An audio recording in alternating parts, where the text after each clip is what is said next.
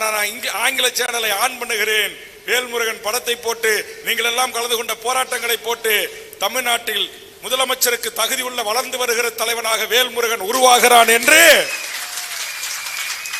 ஒரு காங்கிரஸ் கட்சியினுடைய அகில இந்திய பொதுச் செயலாளர்களில் ஒருவராக தமிழ்நாட்டில் இருக்கிற ஒரு வழக்கறிஞர் பதிவு செய்கிறார். உண்மையிலே எனக்கு மகிழ்ச்சி. அந்த நடுநிலையாளர் நம்முடைய போராட்டங்களை தொகுத்து வீடியோவாக இடையில கிளிப்பிங்களை போட்டுக்கொண்டே இருக்கிறார். இன்னைக்கு தெரியுமா, எனக்கு நேரம் இல்லை, தொண்டை இடம் கொடுக்கல, ஒரு நூற்றுக்கணக்கான பத்திரிகை ஊடக நண்பர்கள் என்னை நேர்காணல் கண்ணுவதற்கு காத்து கொண்டிருக்கிறார்கள் எங்க திருவள்ளுவர் இல்லத்தில்.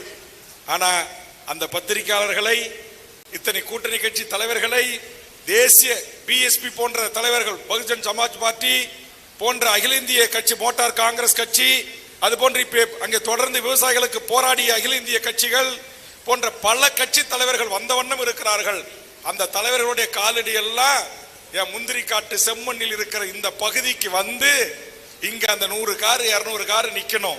என் மக்கள் எல்லாம் பார்த்து சந்தோஷப்படணும். ஏன்னா சென்னை அப்பயும் நான் இடம் பிடிச்ச இடம் 60 அடி பெரிய சாலை. அங்க நூற்றுக்கணக்கான கார்ல மாவட்ட செயலாளர்கள், மாநில நிர்வாகிகள், மண்டல பொறுப்பாளர்கள், தொகுதி தலைவர்கள், செயலாளர்கள் வருகின்ற போது பாவம் அந்த பொதுமக்களுக்கு இடைஞ்சலா இருக்கு. அதுவே பெரிய அலுவலகம் தான். கீழே தரைத்தளம், மேல 3 தளம், மிகப்பெரிய ஒரு அலுவலகம்.